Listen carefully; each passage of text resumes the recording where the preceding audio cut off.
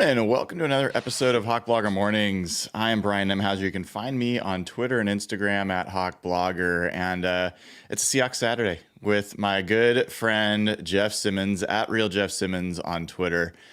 Jeff, man, I've been in a mood all week. You know that. I've been kind of just exasperated with our Seahawks, and I'm curious, like, what's your mood been this week? It's I'm kind of the same way. I just kind of feel beaten down.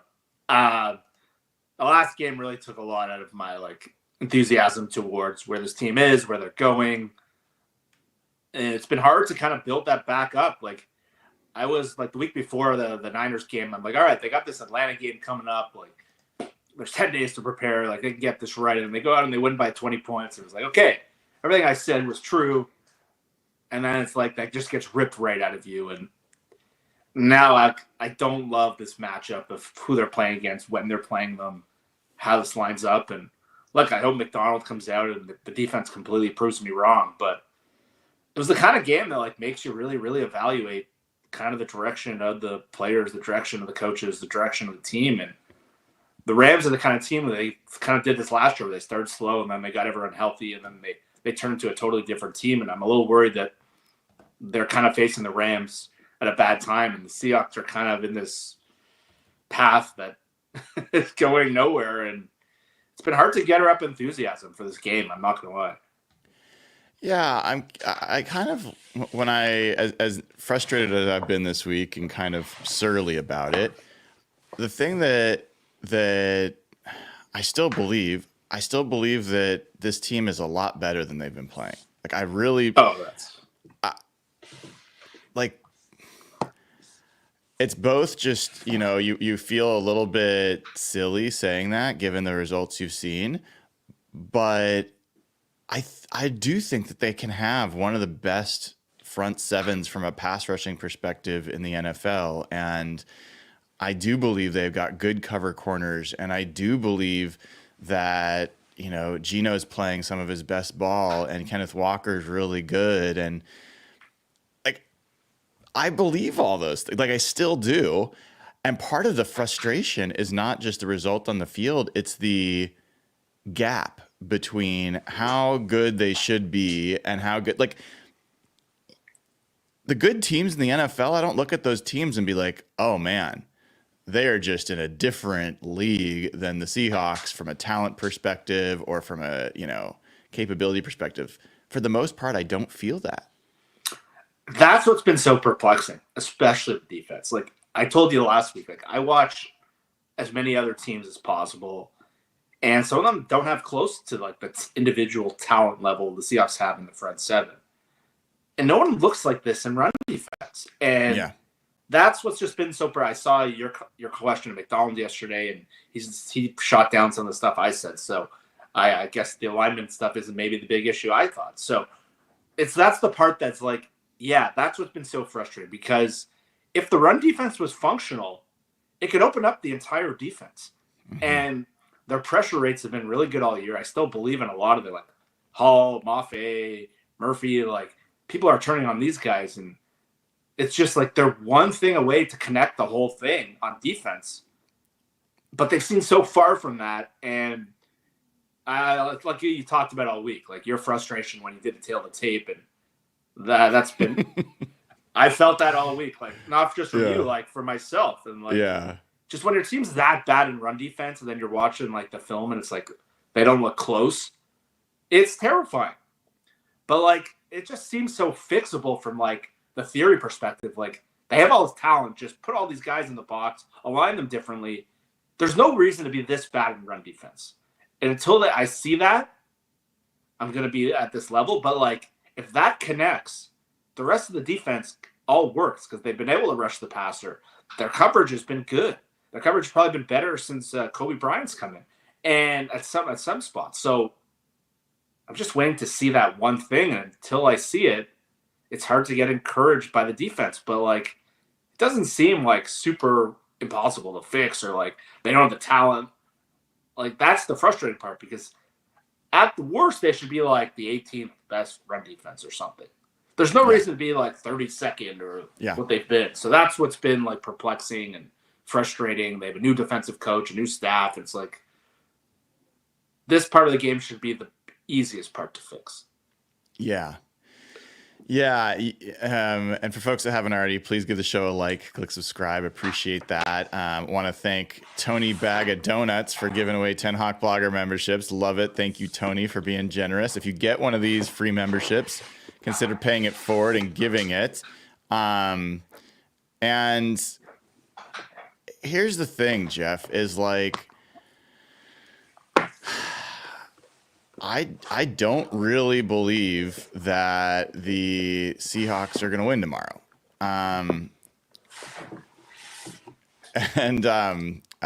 We're getting folks in chat knowing that when you're moving their camera, they're hearing it. So just FYI. Yeah, no, I just fixed it. Okay. Sorry, and no worries. And I'm going to go to the game. I'm going to pregame like I always do. We'll talk about all sorts of stuff. In some ways, it's a little bit freeing because I don't even care about the early games. I mean, we might go someplace new just to, try someplace new. I don't care if it has Sunday ticket or not. We'll walk in there. We'll watch them get ready for this game. And it'll be without enthusiasm. It'll be without excitement. It'll be with like a little bit of just bracing for impact. And I've been there. I've been there for many years, many games. And sometimes they surprise you. What I really, really hope out of this, and I think all Seahawks fans should be hoping for, is that Mike McDonald's approach to this eventually does play out. And I see people talking about more trades. We should talk about that a little bit. I saw a rumor today from Jeremy Fowler that like Davon Godchow for the Patriots, big run stuffing defensive tackles available. 49ers are potentially interested. I found myself thinking like, don't do it. Don't do it. So yeah, where are you on the trade front? No, I do not. I do not want them to make another trade. I think right now their issues, I think, are beyond the players. I think it's getting the players to learn the scheme. I think bringing in more new players at this point kind of complicates the matter. There's been a lot of like pushback this week on like the Ernest Jones trade and like what they paid, and I found that chatter a little silly. I don't really understand of all the issues right now with the Seahawks, like giving up a 4th round pick for Ernest Jones. To me, I was totally fine. I couldn't watch any more Jerome Baker. It was a position they just, and everyone's like, well, like, look, Cam Robinson got traded for like a swap of picks, and the Seahawks gave up. Ernest Jones is 25 years old, and they got someone to take on Jerome Baker's contract. These are not apples to apples. So I think that chatter has gone kind of out of line, and they use it as like an indictment on the Seahawks being delusional or something. Look, I'm quick to jump on situations right now with their front office and team building. I think that's talking point is completely a symptom of a bigger problem. And the fact that people were like highlighting that, I thought was silly.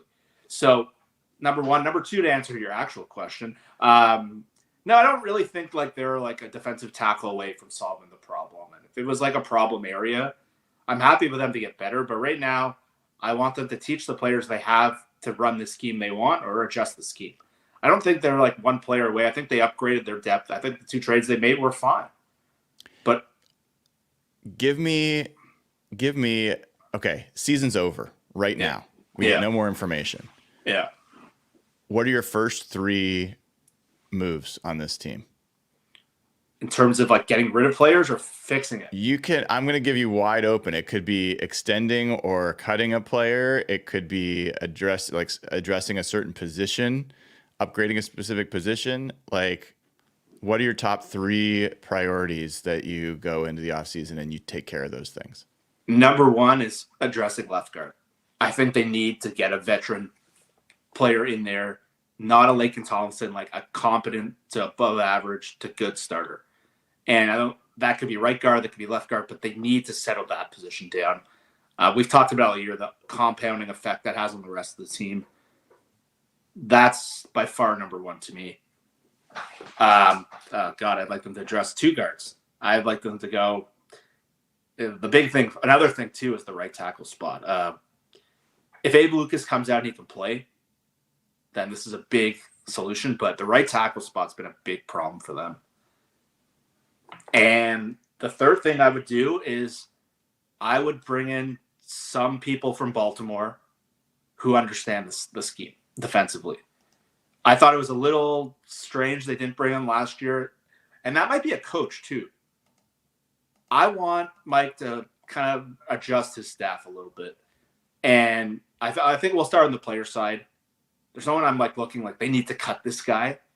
But I want someone who knows this defense. They can teach other people the defense. They can understand the standard. Again, if we don't know any more information, it'll be easier to highlight which position. But I thought it was a mistake that they didn't do that. I remember when Rex Ryan went to the Jets, they brought in Bart Scott, and he was like the voice of the locker room and taught everyone the defense. He was like the guy that can kind of transition. This is the guy to transition you from the coaches to the players. They don't really have that guy. And their run defense, especially, I still think this defensive scheme, if they figure this run defense out, can be really good. And so I don't know what position that is on defense yet, but I want someone, ideally like a big defensive lineman, but I don't know if that's available, to come in and just be able to teach the scheme. Yeah. I was just going back and checking this. I don't know if you remember that I, during the offseason, was talking about PFF has their allowed pressure, where it tells you which specific position, whether it's a specific offensive lineman or a specific tight end, inline tight end, or running back, or the quarterback that's responsible for the pressure that's being allowed. And right tackle was the dominant part of that last year. And early on this year, it was not as much, which was, I guess, progress. As of right now, the right tackle position is responsible for 39% of the pressure on this team. That's second most of any team in the NFL. When you go back to last year, it was 37%. So it's worse this year as a percent of pressure, which is, I mean, when you're playing your fourth string tackle, it's a real thing. And if Brock Purdy was dealing with this, people would be using it all the time. Geno Smith gets a little bit of allowance for this, but for most part, people just, Ryan Grubb doesn't get any allowance for this either for most people. But if you look at the right guard and the right tackle, the right guard is the second highest at 21%. So you're talking about 60% of your pressures coming from the right side of your line. And when you're in that situation, defenses are just licking their chops. It's like, we don't even have to tell guys which part of the right side. Just go over there, go on that side of the center, and you'll find your way to the quarterback. So I'm curious if George Fant, that's a small story. We'll find out today, midday, whether they're got the impression they're going to add him to the roster. When Mike McDonald has said before, if George Fant is going to play, he will start. That's been what he said. Whether he sticks with it, we'll see. I don't know if George Fant is an upgrade over Mike Jarrell. I'd like to believe that he is, but he's coming off an injury. He looked very slow and creaky, and even the few snaps that he got against Denver. We'll see. But, I mean, I would take something different at this point. Yeah, hopefully this is the last game we have to have this question, because Lucas is supposed to be back after the bye. Obviously, we're hoping he can hold up the rest of the year. So, yeah, I don't know if Fant coming off an injury is that different than Jarrell. Luckily, their best rusher is on the other side of the field, but still, it's been a spot that really killed you in some of these games. And I saw one of those graphs this week where apparently the Seahawks are leaving their tackles on an island a lot more than other teams. And I get it from Cross's standpoint, but I went nuts after that 49ers game on our show that they didn't double and chip Nick Bosa. Mm-hmm. And if you watch the end of the Giants-Steelers game on Monday, the reason they lost the game because they didn't chip TJ Watt properly and he strip sacks them. And it felt like watching a Seahawks game. I've even seen TJ Watt make that play against Geno before. And so I thought the way they've handled the position, and that's one reason I wouldn't spend $10 million on Noah Fant. But and like Darnell Washington is doing pretty good. So not to pour on old wounds, but not only have the right tackle been bad, they've left them out on an island a lot, and they've not helped them. And like with Mike Jarrell going up against like Greg Rousseau, like we knew that matchup was going to be trouble. First series of the game, he knocks down 2 passes. It's like they can't even run a play. And so, yeah, I think George Fant's probably better just because he's seen him and stuff before, and he probably won't get confused as much. So I think it's probably a little bit of an upgrade, but I don't think it's a considerable one considering his injury and how he looked against Denver that first quarter. But I'm just hoping that Lucas can show something after this game. But yeah, it's right tackle's been, that's why it came right to mind for me. It's been against Hutchinson, against Bosa, like they've been teeing off on that spot, and they put in the insurance policy hoping that if Lucas wasn't there, and they got 1 quarter out of it. So yeah, my top 3 would be guard, nose tackle, guard. Yeah. And I also maybe it would be guard, nose tackle, re-sign Connor Williams.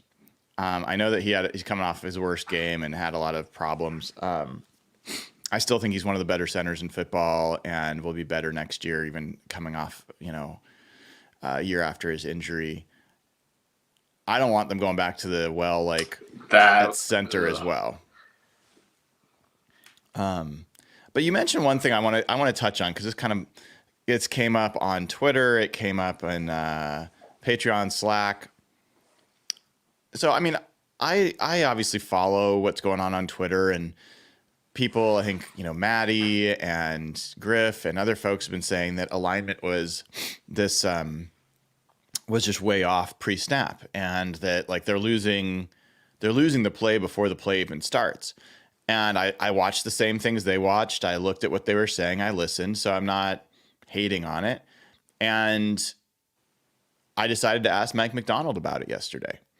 And I said, do you think pre-snap alignment is part of the problem on run defense? And he said no, flat no. A few weeks ago, like weeks, 2 through 4, I might have said that, but not now. And there was no subterfuge. There was no anything else. He just answered it flatly. And this is a guy who, when we've talked about it before, he said, okay, defensive line's doing their job. Edge setters are doing their job. It's the second level. He was fine to say that. When it was the edge against the Bills, he said the edges weren't getting set and had no problem saying that. So now he says this with no hesitation, and I take him at his word. There's no reason to think otherwise. And yet we've got folks that are just scrambling to I don't know if it's save face or just I don't know. I find this part a little frustrating. It's one thing, we've all had takes that we maybe got a little too far out over our skis and a little too confident in. You got to kind of take the L sometimes and say, all right, maybe I was wrong. And I feel like this is one of those times, and yet I think we're not seeing that from enough people. Yeah, I literally said that 10 minutes ago because I said it on our show. I was talking about our show last week or on Wednesday. So, yeah, it's hard to not take McDonald as word. Sure, there's other issues that he's not going to probably talk about. And I watched Maddie and Griff's a little bit of their film breakdown last night to see if they were going to address it. And for the most part, they actually kind of seemed happy with the alignments. It was more like the executions when they talked about it and some of the areas. So, yeah, I've been a little surprised and not surprised at the same time. People are going to hold their ground. They're going to believe in what they believe in. It's not often people take L's or people admit they're wrong. I'll say Griff historically is pretty good about that. He's got a very good sense of humor. Me and him have disagreed on a number of things. Some he's been right, some he's been wrong. But yeah, people just want to show that they're the expert on the issue, and people question them. They get a little they get defensive. And it's a human nature thing. it's a human nature thing, exactly. And there's certain people who are very loud in that space. They're not going to be quick to back down. And so, Yeah. listen, I've butted heads with Maddie before about some of the way he presents information. He got very defensive of me, and I told him he uses too much jargon, and I think we've never been able to really form a relationship since that conversation. I don't think he cares particularly for me. I got along very well with his partner, so I'll give you the full disclosure on that. But I do like to read his stuff. I do like to learn from him. He does stuff I will acknowledge that I cannot capably do. I'm not a football coach. I don't want to break down scheme, but I know enough about football and reading people and kind of picking up tidbits from press conferences where I know what I'm good at and I know what he's good at. And like, I'm not saying this is a shot at him, but so there's some times where I learn something that he's saying, and I do like to read his stuff and learn about his stuff. I don't think he presents information in the best way. And I've been a little critical of him, and I've said it to him online, probably not the best way to handle it. But so sometimes it's easy to get it. Like, the problem with like the all-22 is you never know what these guys are being asked to do. Mm-hmm. And that's where like I always have trouble with PFF, and I'm always kind of a little hesitant on that. And look, McDonald's been very blunt and honest, and he even joked about with that question to you about the Belichick costume. I don't think he's going to come out, and it doesn't seem like he's giving the politician BS answers. I know a lot of people kind of I read your replies yesterday. I was curious. And he's like, oh, he might just be being a politician. Like, I think from 9 weeks of the guy, I don't get that sense from him at all. And you can tell some people who are. And he's like, when you listen to like Waldron give a press conference, like, you're like, this guy gives you nothing. Right. And he's been pretty blunt. And like he said, our second level's a problem. They go and trade for a linebacker. So right. I don't think he would just come out and be like, no, it's not a problem. I would love to know what he thinks the problem is. He'll probably never admit that. Right. But I don't know. So it's hard not to think he's being straight up and blunt and truthful with you.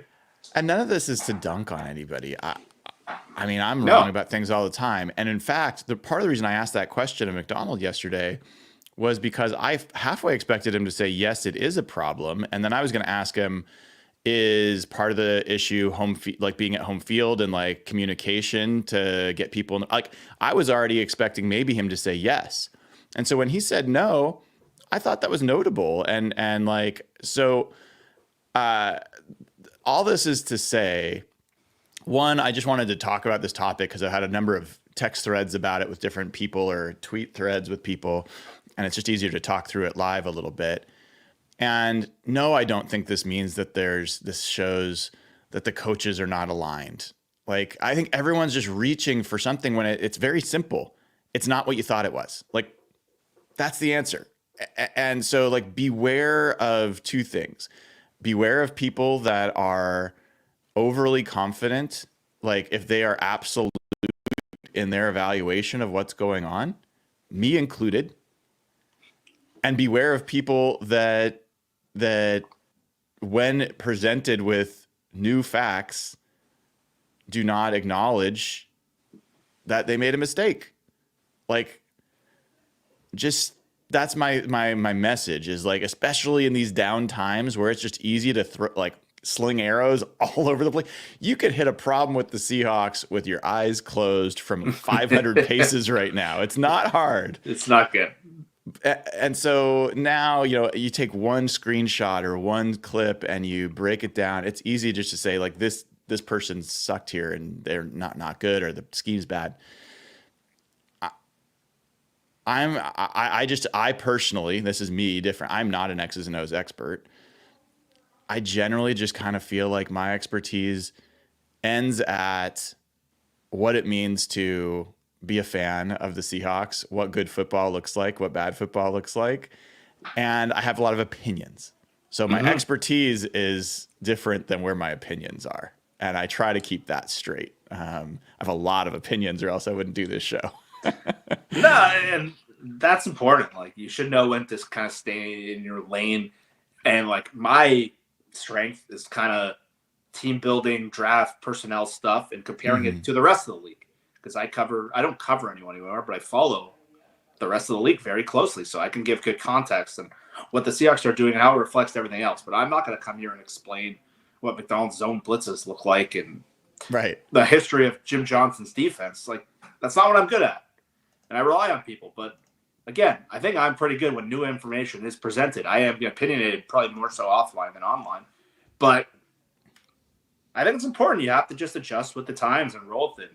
If things change in the next 4 games, like, our opinions should change. Like, everything should be fluid in your mind, especially with football. And I think what happens is people get hard-headed. We've seen it with, like, some people's beliefs on Geno, and some people. I have one guy who writes me every day about Geno, and it's like, not everything's about Geno.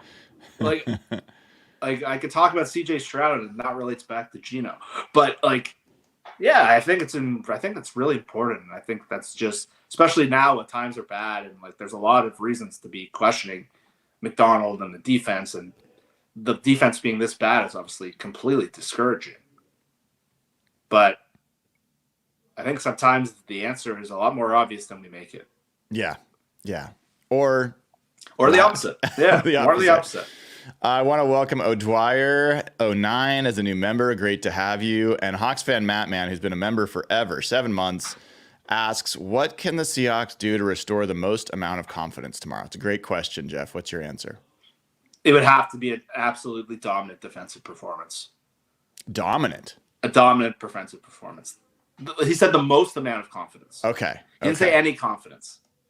To have the most amount of confidence, the Seahawks defense would have to completely destroy Sean McVay's offense. The chances of that happening are probably less than 2 right now. But he said to get the most amount of confidence, if McDonald comes out and just owns Sean McVay and they win the game with a dominant defense against that offense, which looks like it's peaking, I would be fully back. I don't see that happening, I'll be honest. But you look like you have a different answer. So I'm just listening. I'm contemplating what you're saying because I interpreted the question differently, but I think it's a fair interpretation. Well, like, what was your read? Well, finish your thought. Well, I just think if they come out and they look like they've made a step towards following the run defense, and then that third down defense becomes like a complete weapon where McVay can't operate, I would be very encouraged by Mike McDonald and what he can bring to the table and what that means to them. Because I don't think like the offensive line could be fixed overnight, and I don't think there's a coaching staff or player fix there. And with DK out, I don't think there's a lot on offense where I can just be super encouraged. I think we have to go by with what we have. But defensively, it's really like that D-line taking over the game, stopping the run, and then having a dominant defensive kind of game in the front 7. Yeah, that all makes sense, and I think you're grammatically correct in your interpretation. I think my mind went to, well, they're not going to dominate, so like, what's realistically the most? What can they do that would give me the most amount of confidence? And it's hard to answer because run defense is 100% the thing that I'm focused on, and running on offense, those 2 things. But run defense by far the number 1. I don't know what great run defense looks like from a Mike McDonald team, because I know that he's also consistently biased towards limiting the passing game. And one of the quietest stories out there about the Seahawks, Jeff, is they don't give up a lot of big plays in the air. No. Like, the coverage has been relatively good. They're not getting beat over the top. We've seen a couple coverage busts that have resulted in that, like the Detroit game, but for the most part, coverage has been, I think, pretty decent. And so I don't know if good run defense from Mike McDonald in this game is that they allow less than 120 yards. Like, I don't know if it's that they, on first down are able to limit people to 3 yards instead of 5 or 6. That would. But like, that's the number one thing for me, where I said it even in my morning after, was if you can just start with one thing, first down run defense. Yeah. First down run, like, narrow it down. Let's see more second and longs. And do that consistently throughout an entire game. That's, for me, that's where I feel the least confident right now, and I feel the least amount of joy in watching this team. And so that would be the biggest thing for me by far. Yeah, that's far more realistic and a far more attainable target. So, yeah, I think the numbers, like McDonald talked about it a lot in that Detroit game, like getting to third down and medium is like such an important part of their defense. McDonald said this week he hasn't been able to tap into the playbook. I think we all know what that meant. They've been so bad in the run game. They haven't been able to use those simulated pressures and exotic looks. And it's like you watched Baltimore last year, and I think Matty did point this out offseason. Their run defense was actually pretty bad in the second half of the year. But I think that's always been the give and take with McDonald, where it's like he's okay to kind of give up kind of the easy yards, but you aren't going to do the hard stuff on them. But when you're that bad at run defense, you can't even get there. And that's the problem. So if they can come out and not look that bad in run defense, just competent, yeah, that's pretty encouraging because it shows the coaches are solving the problem. But or at least taking a step towards fixing the problem. 100%. And that's what's been so discouraging. And like I'm not like out on McDonald all of a sudden. And obviously when I hear his answer, he's like, we're gonna stick to the process. And when he talks, like he's a hard guy to disagree with. He's like very strong in his words and he's very confident. It's not like when you listen to Jim Moore and he's blaming the kicker and we got to get dirtbags in here and stuff like that. But like, there's like, it's just, they should be competent in run defense.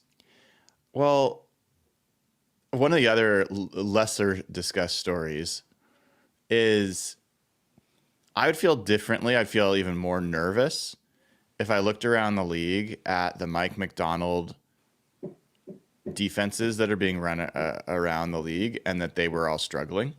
Yeah. If it was like the Pete Carroll thing all over again. Yeah. But you look at the Chargers, you look at the Titans, you look at the Dolphins, and they're all playing Mike McDonald's defense better than Mike McDonald's team's playing his defense.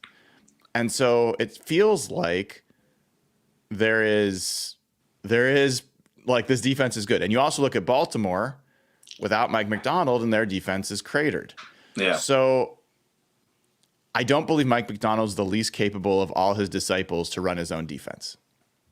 I just don't logically. And so I do still feel like he's going to find his way to it.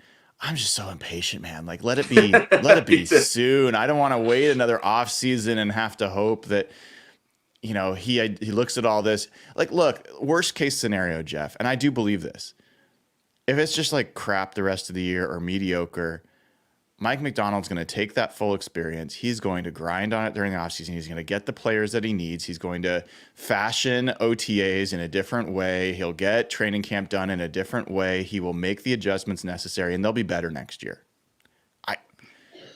People can say I'm gullible.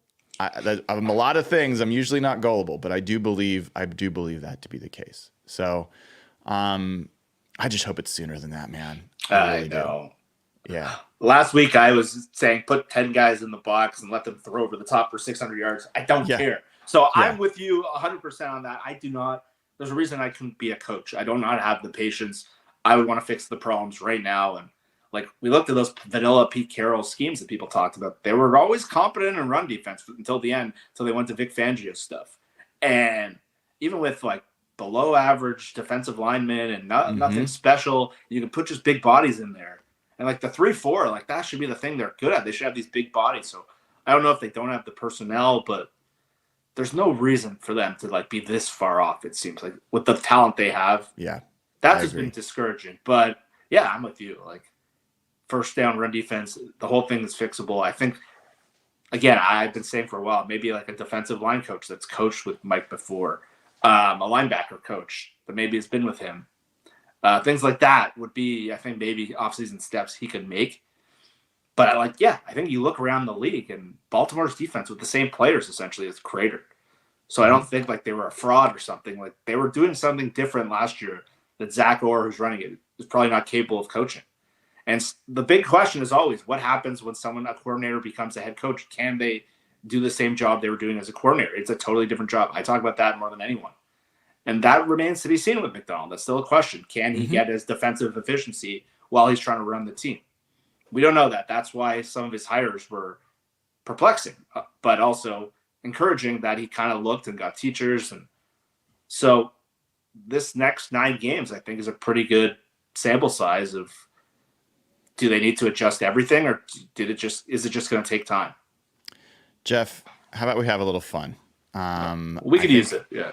I think it's time for a voicemail. And before we do that, Chris Clark has gifted 5 Hawk Blogger memberships. Thank you so much, Chris. If you get one of these, consider giving one, pay it forward. I love it and appreciate that. But when there's a voicemail, there is the jingle. So let's kick that off. Time to rise and shine, it's clear. HB Mornings voicemails here. Play and laugh, let go of fear. Start your day with cheer, my dear.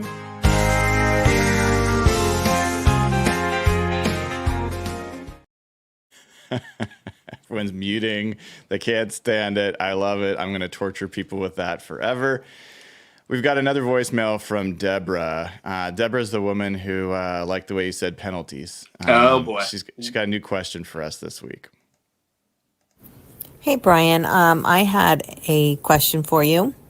If you won some kind of contest and got the chance to go in and be a guest coach for one day or 1 week, I don't know, with the Seahawks, what would you say to the team? Which group, I guess, would you work with? And what are some things that you would want to work on with them? Thanks. It's a great question, and a unique question. So thank you, Deborah.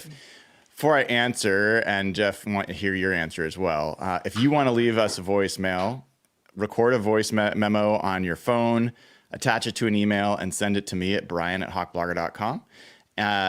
Deborah did an amazing job of keeping it to 30 seconds. Try to keep it to 30 seconds, at most a minute. None of these 2-minute messages if possible, but appreciate that. So my answer is probably a little bit different than maybe Deborah intended. And it relates a little bit to our conversation earlier. So I would not presume that I could go in to any of the position groups and help them at all with football.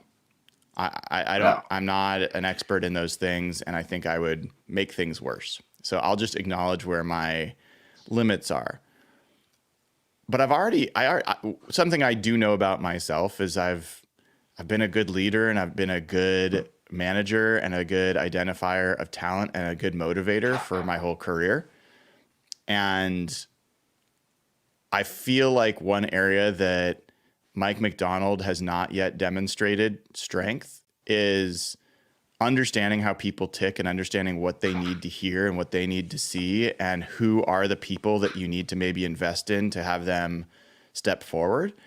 And so I'd want to sit in on some team meetings and just observe the people. I'd want to observe the communication. I'd want to observe how engaged everybody is or not. I'd want a chance to talk to some of the players and maybe the leadership council that they form with the players, and get some feedback from them about what they like off record or think is going well and not, and what they feel like they need and what's different from other teams they've been on. And I'd want to be able to then present that to the coaching staff. So I'd want to be able to talk to the coaching staff, but mainly Mike, and just say, look, I think the team needs more of this, less of this. I think they need more of this from you, less of this. They need more of this person, less of these people. That's where I think I could add value. The other place that maybe I could add value is just looking at analytical trends and help. Like, the analytics department obviously is way better at analytics than I am, but the funny thing is a lot of people that get into analytics are good at math and good at analytics, but numbers are only good as the questions you ask them. And so I think I might have some questions to ask about matchups or mismatches or certain situations that either wouldn't occur to somebody that's just a math guy or girl, or when it's your job and it's not necessarily your passion, you might not think to spend the time on, like, looking at every nook and cranny of where there might be advantage. Those are the two places I think maybe I could add some value. What about you, Jeff? So it's very funny, like, this question got asked, because I was watching the Boston Red Sox documentary on Netflix last night. Have you seen any of that yet? Mm-mm. I can't stand the Red Sox, but I hate to admit it was an outstanding documentary of like how they broke the curse. And there's actually a scene that actually hit in my head, and I was like, I would love to see this with the Seahawks. And David Ortiz is taking batting practice with the manager, the new manager of the team, Terry Francona. And Ortiz says to him, like, what are you doing? Like, why are you standing around me? Like, are you trying to say something that my swing is off? He's like, dude, I was like a 150 hitter in the major leagues. I can't tell you how to fix your swing, but I can have a hard conversation with you and tell you when you're not swinging the ball right. And then the next scene is like, they literally get in a fist fight with the Yankees. Jason Varitek punches A-Rod in the face in the middle of the game. And they talked about how that kind of woke up the room. And I would want to figure out, I like the self-awareness. I think I would be really good at that point of kind of identifying like who the guys in the room care and how to help them. And like I talked about this, I want to know who the guys are. Like, great. So like I would just show like the Al Pacino speech with like he talks about like a game of inches, see who's like fired up for it, or just like show like Brock Purdy screw ups and see who gets excited. But I would want to kind of walk around the building, figure out like who the guys are that are, who's the Jason Varitek, who's the guy that can punch the Red Sox and the Yankees in the face and get the team inspired. And like I'd kind of want to just have those conversations. Like, what's Witherspoon? Like, what are the things that he cares about? Sort of alluding to what you say. And like, I thought that scene with Ortiz and Tito was so good. And I was like, I would love to see someone with the Seahawks kind of have this self-awareness, have those conversations. Who are the guys that are going to tick from that kind of stuff? Because it was funny, because it's interesting. They were talking about, they actually made a big trade in that year they won the World Series. They said their clubhouse was screwed up by like malaise and like lack of caring. And a guy was pissed off that he was like in trade rumors the year before, no Marcus Ciapera. And then they traded him and the whole thing kind of happened. But they said that like fight is what kind of got the whole locker room going. And like, I want to see who's the guy that's going to punch San Francisco or the Rams in the face. And I would kind of just show that clip time and time again and see if that generated any sort of internal reaction. Because that's been a question for me. Like, who would be that? Who Jason Varitek? Who's going to punch A-Rod in the face and change the momentum of their clubhouse? Like, who is that with the Seahawks? They kind of sulk and put their heads down and fight each other. That's what I would want to coach. It's interesting. Yeah. And Hawks fan Matt Man says, I'd rather have Brian in the front office. LOL. I think both of us would have picked that probably if it was if it was an option. I think we were focused on Deborah's question around coaching and which position groups. But I mean, that's the part that you got to admit some arrogance and ego and like Jeff and I tend to we are aware of the picks that we are excited about that didn't go our way, that we feel like we would have done better than what was done for Seattle. There's so many that, I mean, Zach Zinter, for example, right now is like the worst graded offensive lineman in football. You know, like we were pretty interested in him. And Junior Colson, who we were both pretty high on, has been pretty bad as a rookie so far. And so, yeah, but still, I still think I think I could have helped there. I do. But that wasn't really the question. Thank you, Deborah. And again, if anyone wants to send a voicemail for answering futures in the future, just record a voice memo on your phone, attach it to an email, keep it under 30 to 60 seconds, and send it to me at brian@hawkblogger.com. People like you talking about A-Rod getting punched in the face. I think that's been the happiest part of the show so far. So 49ers, Rams, Cardinals. Let's touch on them really quickly. We're not going to go through each team, but I expect the 49ers to make a deal for defensive help before the trade deadline to kind of shore up an area. They unfortunately are getting a really good rookie class. Like their rookie class looks better than the Seahawks rookie class. Which not even close. Yeah. Really unfortunate. The Rams getting their guys back a little bit. We'll see this week. We'll learn a little bit more. I still think that defense is pretty flawed. And then the Cardinals are sitting there quietly in first place with the tiebreaker in the division. And honestly have had kind of some of the more impressive wins and losses of anybody in the division. They're beat down of the Rams. They just barely lost to the Lions at home. Like, I don't know. What's your take right now on how you think this division is going to play out? I think I'm back to where I started. I think it's between the 49ers and the Rams. I think the Rams are the team that kind of intrigue me right now because we saw the difference between what their offense looks like healthy versus what they were when they were struggling. And the Rams looked like it was a lost season, but the Rams had this last year where they were 3-7 and they looked like they were dead in the water. It wasn't 3-7 maybe, but they came out and just completely flipped their year around, and they looked like that team like that could have won the Super Bowl before they ran to Detroit. Defensively, I still have a lot of questions. Jared Verse has obviously been fun, but like they're 32nd, I think, in the league in EPA. I think I heard Mina say this against play action. 32nd in play action. So if you have an offensive line that's functional, you can really attack them. But I just think, like we talked about it again, great units is what tends to win the divisions. And I think the Rams' offense, if their offensive line gets healthier, with the running game, with Puka can stay healthy. I think Matthew Stafford just gets so overlooked. I think he should have been potentially the MVP last year. And I think that's the unit right now I feel the best about. San Francisco, obviously, on paper, they're good. But I still think defensively, I'm not sold right now that they can solve some of those issues. And even the fact that they let Dallas back into the game last week. Mm-hmm. I didn't love that. But, like, look, they have the best talent by far. They're going to get healthier. They're going to get Christian McCaffrey back, which obviously unlocks a lot. So they're probably the betting favorite. The Cardinals, I'll give them credit. I think their coaching staff does an excellent job. I think that they've been able to kind of build an identity on offense with the power run game and the ability. And that's kind of what I've been so frustrated with our situation. We don't have an identity at all. We're a kind of blank team right now. They are not good at the things you want. They don't have an identity, and that's the Cardinals don't have the talent yet. But I think defensively over time, they're just too fragile there. I think they're scrappy. I think it's similar to last year, and I think they can be in a lot of games against like the Miamis and the Chicagos.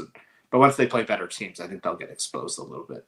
So I think they're a clear drop off. But I think the Seahawks right now, there's a good chance they finish last in the division.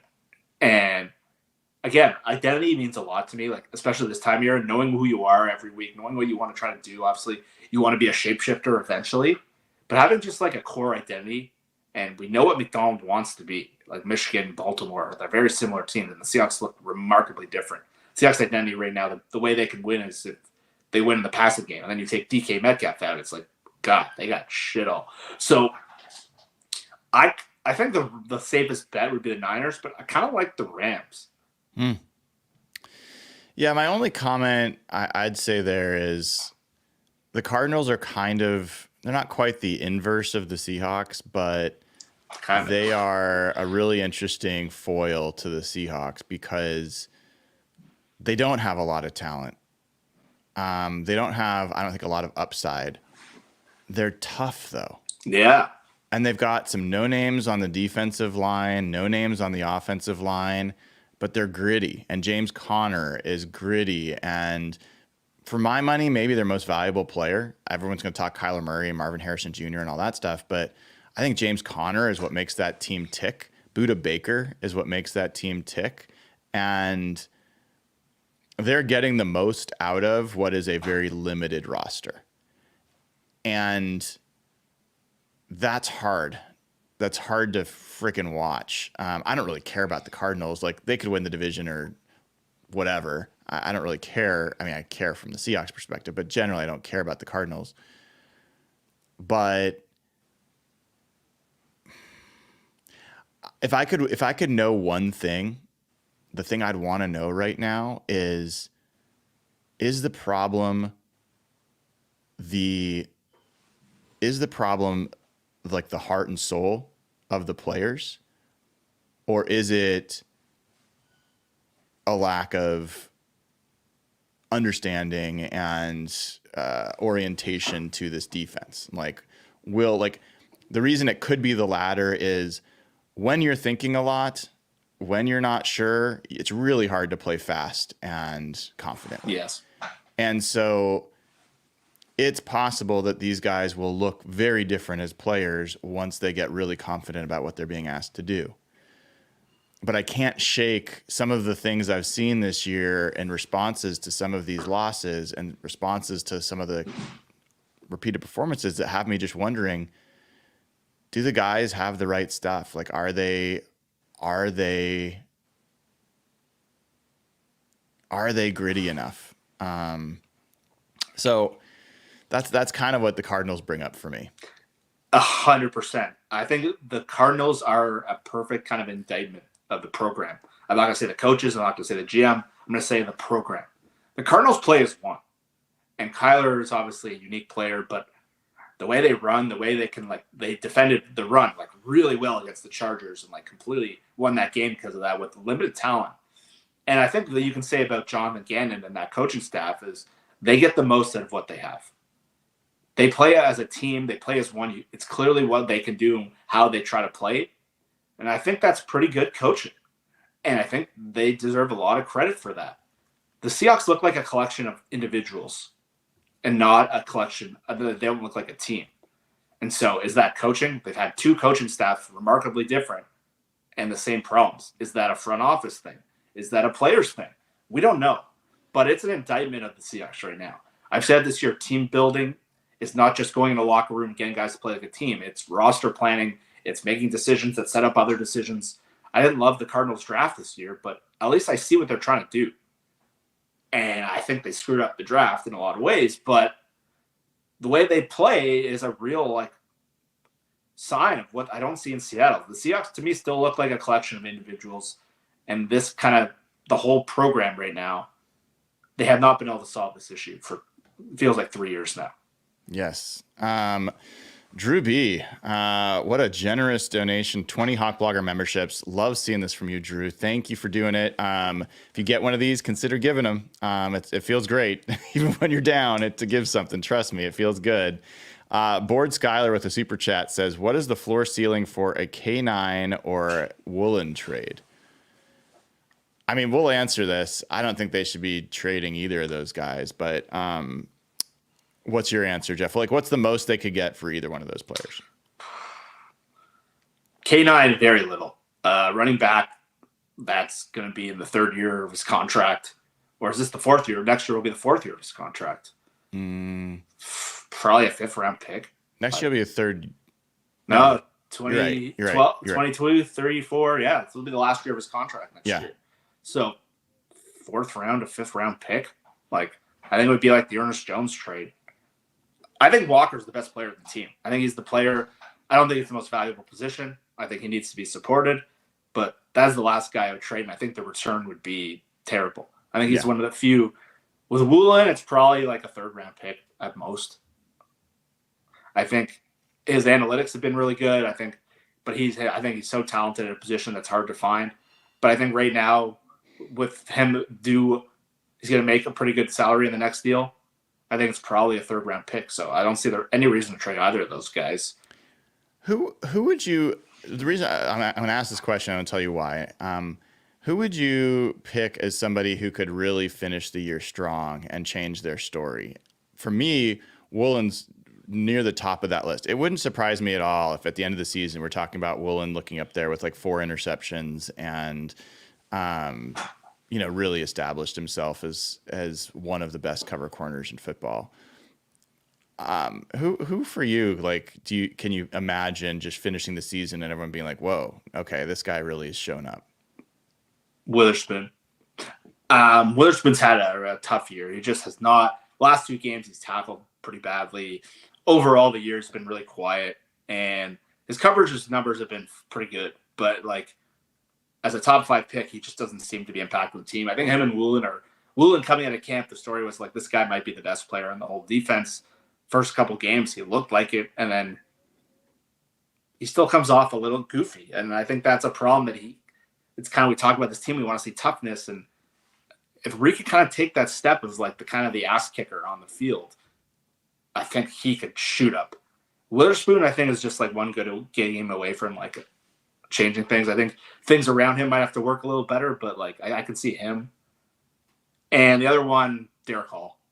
I think Derek Hall could really kind of, like, he was kind of trending in that way. He had the touchdown in Atlanta, and then last week and the other one would be Murphy. Mm-hmm. Yeah. It's amazing how many of them are on defense, considering how much that's the problem. Like, here are the guys that I think I'll go through the whole list, and I'll hit some of the guys you already hit on. So the guys that seem I could absolutely would not be shocked: Derek Hall, Boye Mafe, Byron Murphy. Right now, Witherspoon's not as high for me, but I think that's a fair one. Woolen. Those are all guys on defense. Abe Lucas. Yeah, If he comes back, we could feel very different about him at the end of the season. Like, I will admit, like, the way McDonald talked about him yesterday made me think he's not going to be back for the 49ers game. Ugh, but gosh. That's just a guess. And then I think DK and JSN and Gino are on that list. And I think AJ Barner might be on that list. Yeah. So we're going to have no Noah Fant yesterday against tomorrow, not yesterday. We're going to go no Noah Fant against a team that is dead last in the NFL in defending the tight end. And from a DVOA perspective, do we see some? They better go to AJ Barner. Do not make it about Pharaoh Brown. No, he looks so slow. Don't do it. But like AJ Barner and Brady Russell, I'd be interested to see what those guys do tomorrow. Coach called out Brady Russell. I mean, yeah, I feel like there's guys on this team we could feel very differently about over the next 8 games. And so it would be nice. It would be nice if that's the case, Jeff. I do want to let folks know, this is really cool. Cut your head off a little bit there. We're getting much closer to giving away another pair of JK boots to a wildland firefighter. So all you got to do is use code HawkBlogger. Go to jkboots.com. It gets you 10% off your wholesale. So not just a boot, the wholesale. So you can get belts, you can get other stuff there. By buying one of those, it gets you 10% off, and you get entered for a chance to win. Well, not entered, but you get a chance to win a pair of Seahawks themed boots. You'll be the only person in the world that has them, made just for your feet. And then the third part is when we get to now, it's about 7 more sales. Then we are going to give away a second pair of boots to Wildland Firefighter. We've already given away 1 pair, and I'm waiting to hear back from, we're going to get a picture, maybe a video of this firefighter that's getting these boots. We're going to hopefully get up close and personal with the person that we're helping, who's helping keeping the forest safe and keep people safe as well. So code HawkBlogger, I'll get all that for you. It's very cool. I'm really excited about this promo and appreciate everybody who's been taking advantage of it. So, Jeff, what do you got going on the rest of your day? I'm just going to try to relax. I had a work event on Thursday night at a hockey game. We had a company box, and I decided to have too much fun and go out with some of the younger guys on my team. And I'm getting closer to an age where I don't realize the effect of partying and drinking has.